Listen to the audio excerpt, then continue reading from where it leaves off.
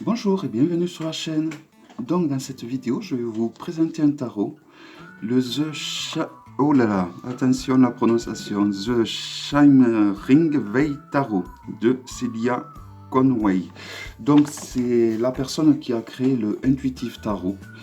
Donc celui-là va être un petit peu plus abstrait au niveau de l'art. Car donc c'est un tarot qui a été édité plusieurs fois, donc c'est le même principe au niveau de l'ouverture. Voilà. Vous avez les arcanes qui sont illustrés de ce côté de la boîte et une autre arcane dessinée à l'intérieur de la boîte, donc une très jolie boîte. Donc il a des contours, on va dire holographiques. Il a un guidebook tout en anglais mais en couleur cette fois. Donc c'est un tarot qui a été édité plusieurs fois. À la base, il n'avait pas les contours holographiques.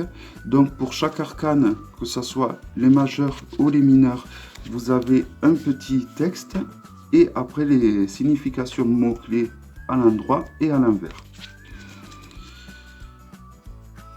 Il n'y a pas de tirage apparemment qui est proposé.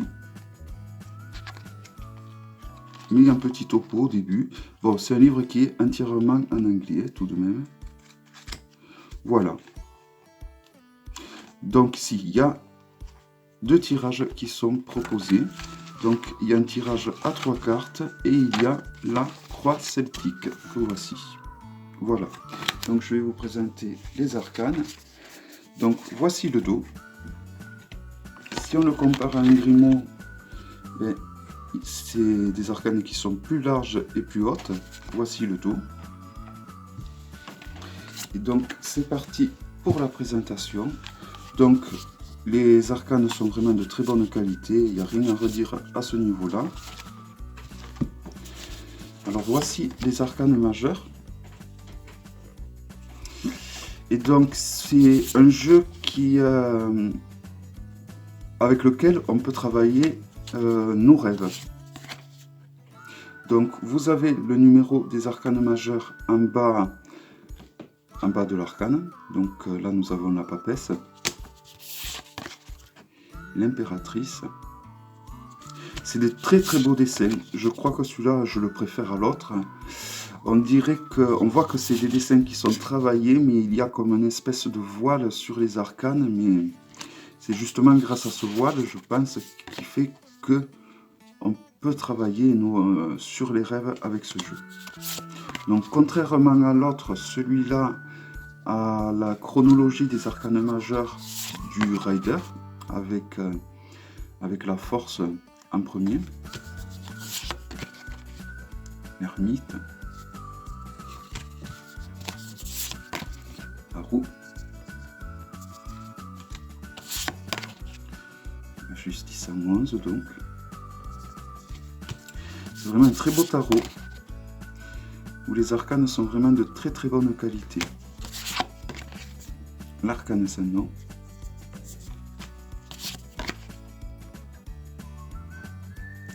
Tempérance. Le diable qui part la maison de Dieu.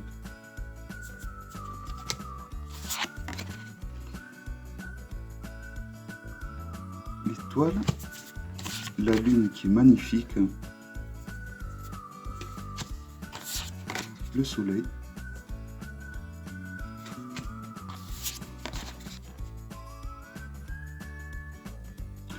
le jugement,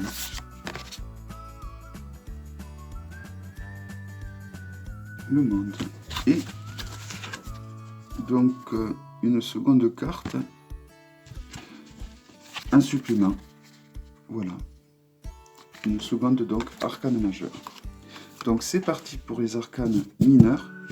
Donc on va reconnaître les arcanes mineurs car il y a des petits symboles en bas de chaque arcane mineur. Donc je regarde pour voir. Ok, donc là ce que je vais vous présenter va être les arcanes mineurs des épées, donc de l'air, car vous voyez il y a un petit nuage en bas de l'arcane.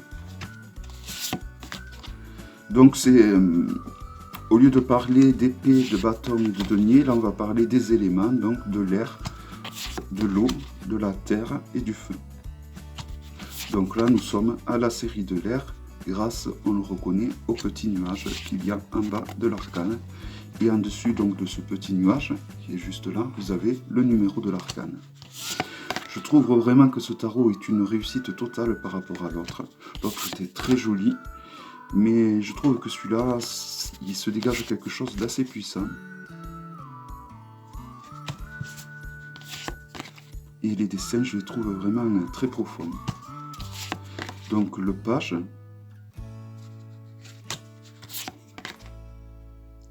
le cavalier,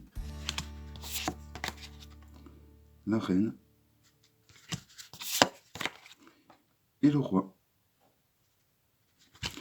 Donc là, nous passons à la série des deniers, donc que l'on reconnaît grâce à ce petit rond, tout simplement. Le 2 de denier. Je trouve que les peintures sont vraiment très puissantes.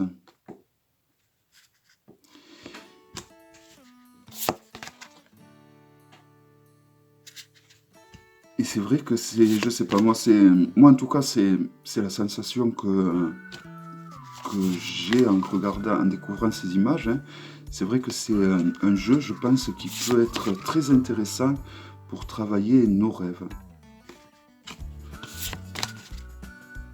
Ou nos cauchemars. Donc les personnages de cour. Donc le page. Le cavalier. La reine. Et le roi. Donc là nous arrivons à la série des bâtons, soit du feu, donc que l'on reconnaît en bas par cette petite flamme. Vraiment les dessins sont très jolis.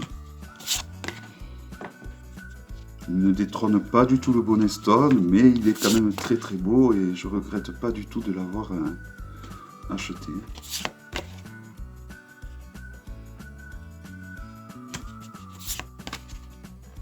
Un très joli tarot.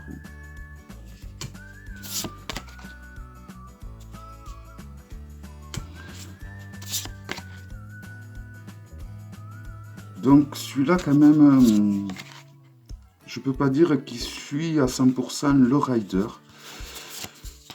Il va le suivre, mais faut quand même le chercher. Les significations des cartes vont être identiques, hein. Mais ça suit moins le rider que son prédécesseur. Hein. Donc là, il y a deux arcanes de la reine, de bâton ou de feu. Voilà, peut servir de marque-page. Et le roi de feu. Donc là, nous arrivons à la série de l'eau, donc que l'on reconnaît grâce aux petites vagues. Et puis même sans ce petit symbole en bas, on le reconnaît de par ses couleurs quand même qui font penser en effet aux couleurs marines, aux couleurs de la mer, aux couleurs de l'océan, aux couleurs de l'eau tout simplement.